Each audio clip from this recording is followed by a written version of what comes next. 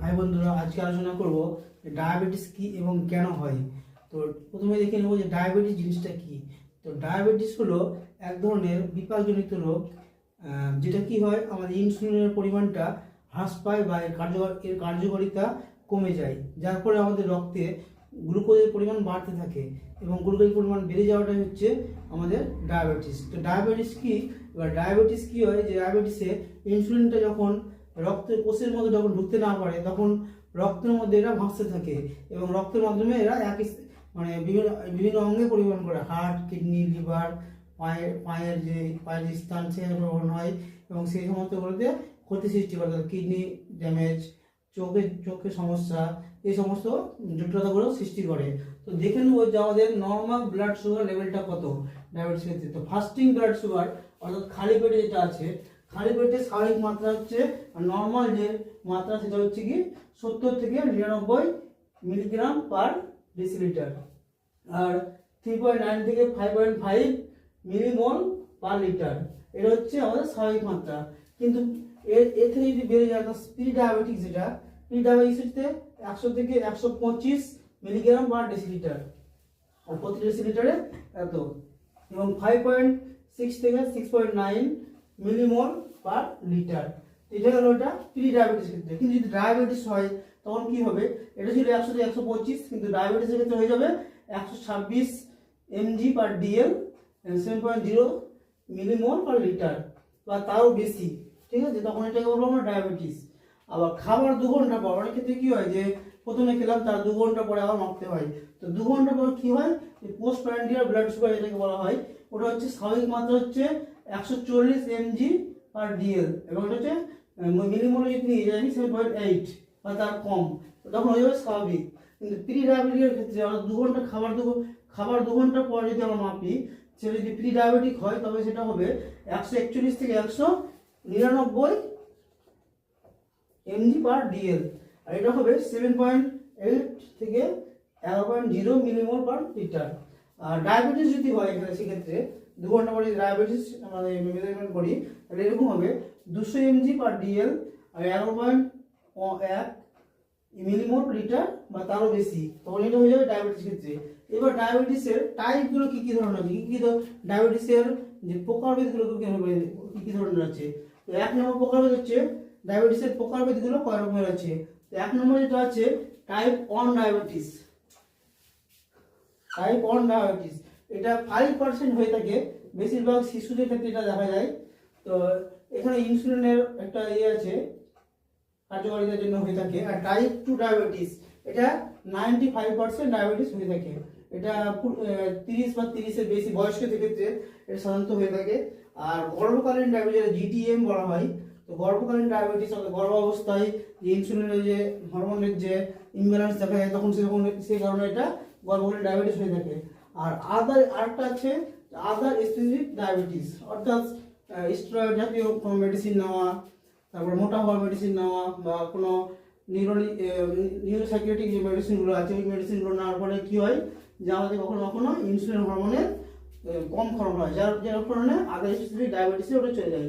তো আমি ডায়াবেটিসগুলোকে কয় ভাগে ভাগ করলাম, 4 ভাগে। তো 4 ভাগগুলো কী কী হয়েছে, একটা হচ্ছে টাইপ 1 ডায়াবেটিস, যেটা 5% হয়ে থাকে, শিশুদের হয়ে যায়, এখন বেশিরভাগ শিশুদের কিন্তু এটা দেখতে পাচ্ছি। টাইপ 2 ডায়াবেটিস অর্থাৎ 95%, এটা বেশিরভাগ পুরুষদের ক্ষেত্রে হয়ে থাকে এবং বয়স্কদের ক্ষেত্রে হয়ে থাকে 95% ডায়াবেটিসটা।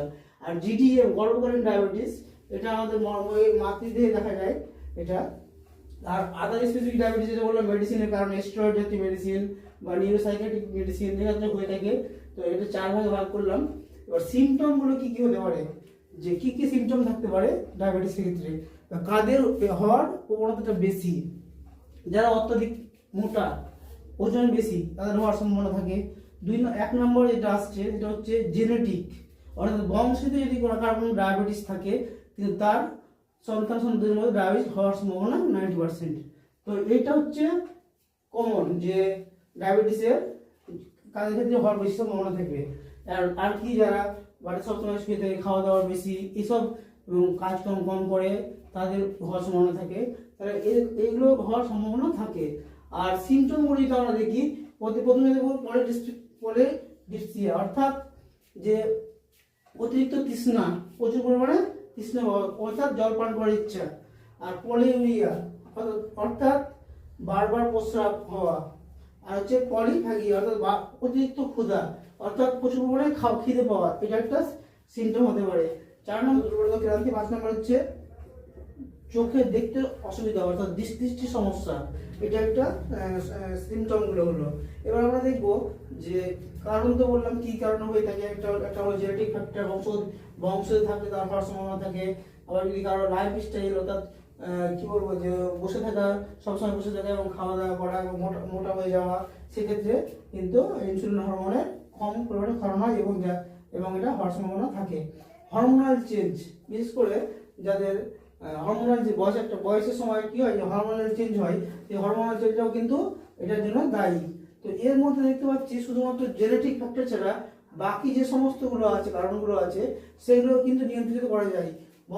বংশে থাকলে তো কিছু করার থাকে না, এটা হওয়ার সম্ভাবনা থাকে। বাকি যেগুলো আছে লাইফস্টাইল, হরমোনাল চেঞ্জ, এগুলোতে কিন্তু আমরা সেটাকে ঠিক করতে পারি, নিজে থেকে কন্ট্রোল করতে পারি।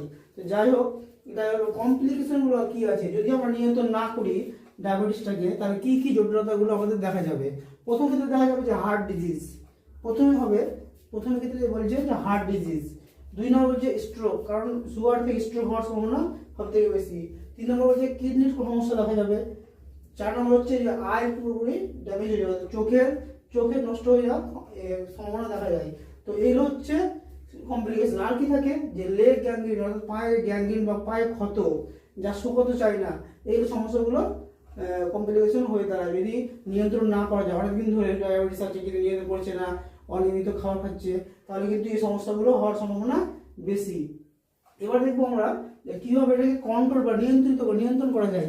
তো প্রথমে দেখবো যে যেগুলো কম গ্লাইসেমিক যে খাবারগুলো আছে সেগুলোকে গ্রহণ করা, অর্থাৎ কম গ্লাইসেমিক খাবারগুলো যে আছে সেগুলোকে গ্রহণ করা। 2 নম্বর হচ্ছে স্ট্রেস ম্যানেজমেন্ট করা, যে কোনোভাবে। এখনকার মানুষ কী হয় যে অল্পতেই স্ট্রেস নিয়ে নেয় বা চিন্তা করে, তার থেকে কিন্তু আমাদের কি হয় যে কিডনি থেকে এরিথ্রোপয়েটিন বলে এক ধরনের হরমোন আছে যেটা আমাদের বেরিয়ে যায়, যেটা বেশি পরিমাণে ক্ষরণ হয় এবং কি হয় যে এরিথ্রোসাইট অর্থাৎ রেড ব্লাড সেলটা কম পরিমাণে উৎপন্ন হয় এবং আমাদের শ্বাসকষ্ট হতে পারে। তাহলে স্ট্রেস ম্যানেজমেন্ট করাটা খুবই গুরুত্বপূর্ণ।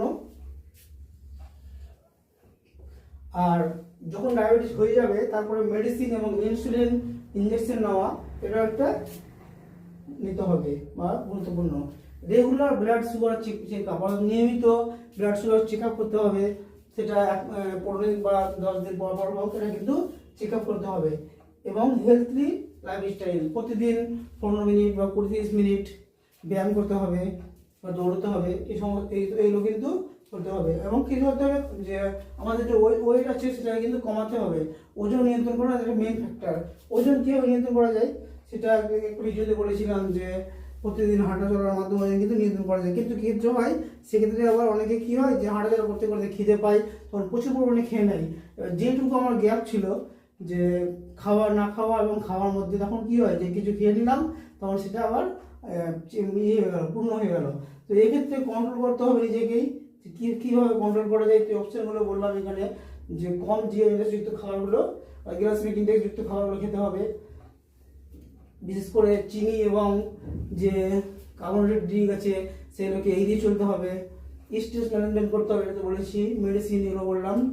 তো এইভাবে যাই হোক এটা করতে হবে। তো আমি আগে বললাম যে ডায়াবেটিস একটা বিভাগজনিত রোগ, যেটা কি করে, যেটা আমাদের এর সাইড ইফেক্টগুলো অর্থাৎ কমপ্লিকেশনগুলো খুবই খারাপ। প্রথমত চোখে সমস্যা করে দেয়, কিডনি পুরোপুরি নষ্ট করে দেয় যদি নিয়ন্ত্রণ না করা যায়। তারপরে পায়ে গ্যাংগ্রিন বা শুকোতে চায় না, পায়ে কোনো ঘা হলে শুকোতে চায় না, এই সমস্ত হার্ট ডিজিজ, স্ট্রোক, এই সমস্ত কিন্তু করে দেয়। তো অবশ্যই যদি ভিডিওটা ভালো লাগে এবং তাহলে শেয়ার করবেন। আর এইটুকু বলা থাকলো যে এটা সাধারণ কোনো রোগ নয়, সাধারণ মনে হলেও এর কমপ্লিকেশনগুলো খুব কঠিন। তাই সব ভালো থাকবেন, সুস্থ থাকবেন। Thank you.